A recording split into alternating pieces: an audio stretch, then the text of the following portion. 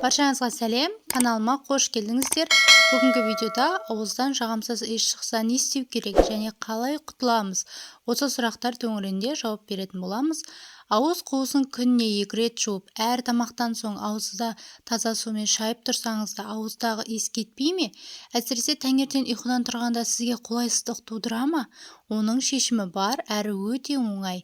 Мамандардың айтуынша, ауыздағы жағымсыз иіс тазалықты дұрыс сақтамағаннан және кариестен, қызыл иектің қабынуынан, гастриттен немесе асқазан жарасынан пайда болады екен. Ал иісті кетіру үшін сағыз шайнау, кәмпит сору дұрыс шешім емес. Оның орнына май шайнау керек, яғни зәйтүн майы, күнбағыс майы, күнжіт майы, кокос майы деген сияқты. Ауыздан шыққан иісті білу үшін не істейміз? Кейде өзіңіз байқамайсыз, бірақ айналаңыздағылар сізге жақындамай сөйлейтін кездер болады. Оларды сізден алыстатып тұрған аузыңыздағы иіс. Оны білудің жолы қарапайым. Бар болғаны таза шыны ыдысты аузыңызға жақындатып үрлеңіз. 2-3 секундтан соң стақанды иіскеңіз. Белгілі болады. Егер мұрныңызды жарып тұрған жағымсыз иіс болса, мына әдіске жүгініңіз. Бірінші әдіс май шайнаңыз. Мұны Тибет елі ұсынған. Таңертең аш қарынға 1 ас қасық майды тіліңіздің астына құйып шайнайсыз.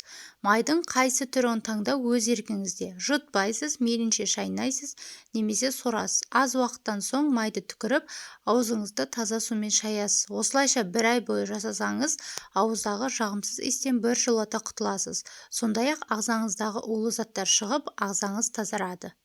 Лимон немесе лайм. Өздеріңізге мәлім, с дәрумені жағымсыз иіс тудыратын бактерияны өлтіреді. Күніне кем дегенде 2 рет лимон қосылған шай ішіңіз, немесе 1-2 тілік лимонды қабығымен жеуді әдетке айналдырыңыз. Бұл әдіс темекінің иісінде кетіруге қабілетті екенін ескеріңіз. Көкшай мен кофе дәні. Көкшай полифенолға бай.